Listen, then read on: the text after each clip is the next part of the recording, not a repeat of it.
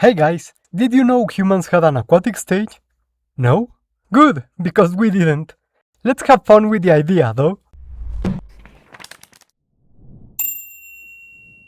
Hey everyone! The Aquatic Ape Hypothesis is a crackpot piece of pseudopaleontology that posits many of the features of modern humans evolved after we went through a semi-aquatic stage. Which is nonsense, but it's fun nonsense. So let's see what humans would actually look like if this were the case. Please consider liking, hyping and subscribing to help our channel evolve. And now, without further ado, let's get started. So let's begin with our model human, Wally. Say hi to Wally, everyone. Wally is a regular human being, unremarkable in any way except he's great at bowling and makes awesome pizza sauce.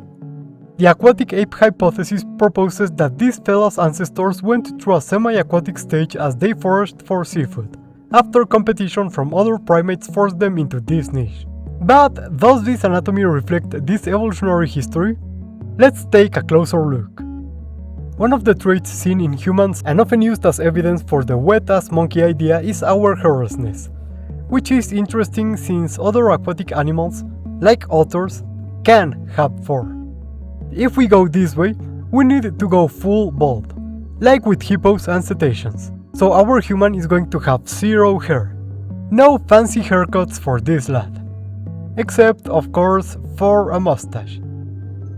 Despite Wally here having been semi-aquatic, the eyes of modern humans are not adapted to see underwater, so a mustache like that of hippos or walruses definitely helps him better detect what's under the water.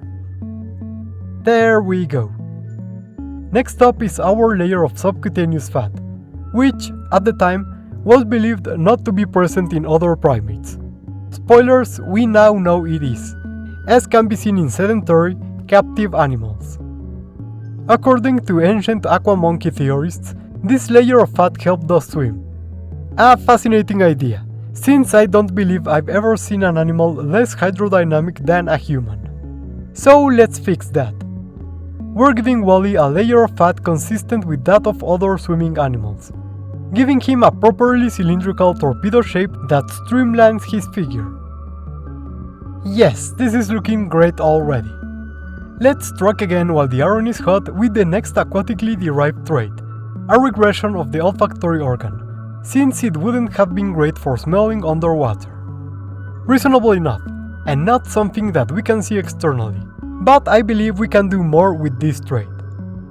See, our noses are extremely unadapted to swimming, being positioned fully inside the water while we swim. So, as properly semi-aquatic animals, the nose should be pointing up, not down, thus making the task of breathing to breathe much easier. These muscles around the nose will help us close our nostrils so no water gets in while we swim. And we follow it up with the direction of body hair, which is consistent with animals like otters, but I thought we had agreed humans evolved by losing hair, not having it pointed the right way. Did we get distracted there, moist primate ancestors? Well, we still have a mustache, so all we have to do is retouch it a little bit and... there, much better. This mustache is not getting in the way of our swimming ever again. And while we're working on the general head area, why don't we add another feature commonly seen in aquatic animals?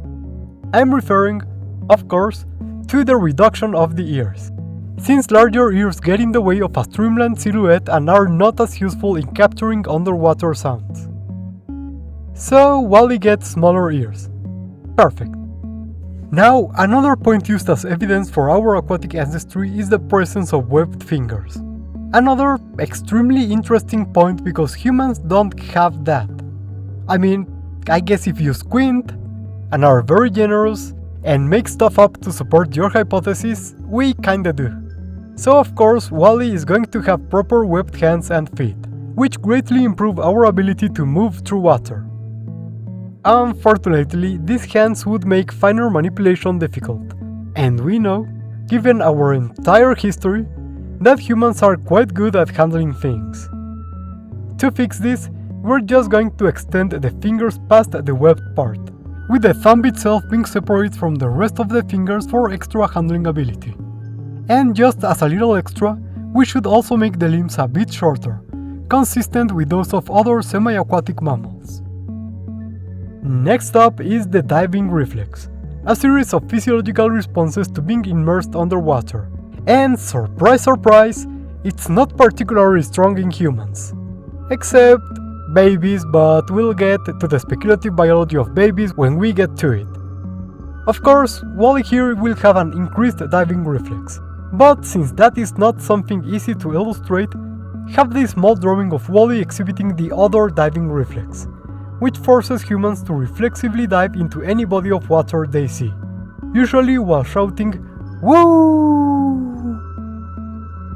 And last but not least we have bipedality. See, the Aquatic Ape Hypothesis proposes that bipedality evolved as a result of wading behavior, which is rather funny because wading animals do not present the rest of the characteristics we saw today, making this fundamentally incompatible with the other adaptations seen here. Hence, I propose this did happen, but not in our anatomically correct humans.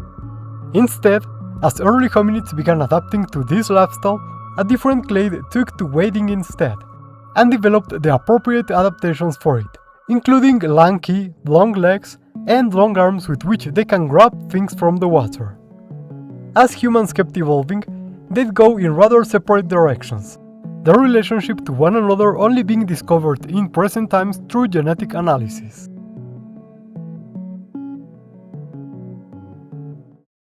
And that's it for our speculative evolution of humans based on the Aquatic Ape Hypothesis. When I started working on this episode, I thought the modifications would be more extensive. But after reading the content of the hypothesis, it turns out it was less exaggerated than what I thought. See, I believed it proposed humans had been fully aquatic, as the name implies, not semi-aquatic waders. But the former incorrect impression has been more popular, mostly since it has been co-opted by mermaid conspiracy theorists and that horrible mermaid documentary. I still haven't forgotten, Animal Planet, you hacks. So, rather than go crazy, I kept to the actual text of the idea. After all, it was not my intention to mock or misrepresent this hypothesis. Sorry I couldn't keep a straight face. So, why is this hypothesis considered bunk? Simply put, this hypothesis is considered to be an umbrella hypothesis, attempting to cover so much stuff at once that it cannot really be proven or disproven in any meaningful way. And furthermore, any evidence in favor of it is sketchy at best, with all traits considered in it already having their own independent explanations, being individually much more parsimonious than this idea. So with this understanding about the hypothesis, I hope you understand why the idea is disliked by experts in the field. So I hope you fellas had fun meeting Wally here. Let me know what other paleontological madness you'd like to see used as the basis for its own episodes in the future. As always, here's a thank you to everyone who wanted to see this episode. I'm glad to have finally brought it home. And also, thank you to our researchers and research associates who support us through Patreon and YouTube memberships, and who voted for this episode to be featured as part of our Mermay lineup. Remember, you too can join in if you want to support our channel, and you get some nice perks too, like seeing all of our creatures and videos ahead of time and helping mold them into shape. Or you can also like, subscribe, or write a comment telling me any type of creature you would like me to give the Spec-Evo treatment in the show. Any of those really help the channel a lot. Thank you all for watching, and see you next time on the Speculative Wildlife Research Center.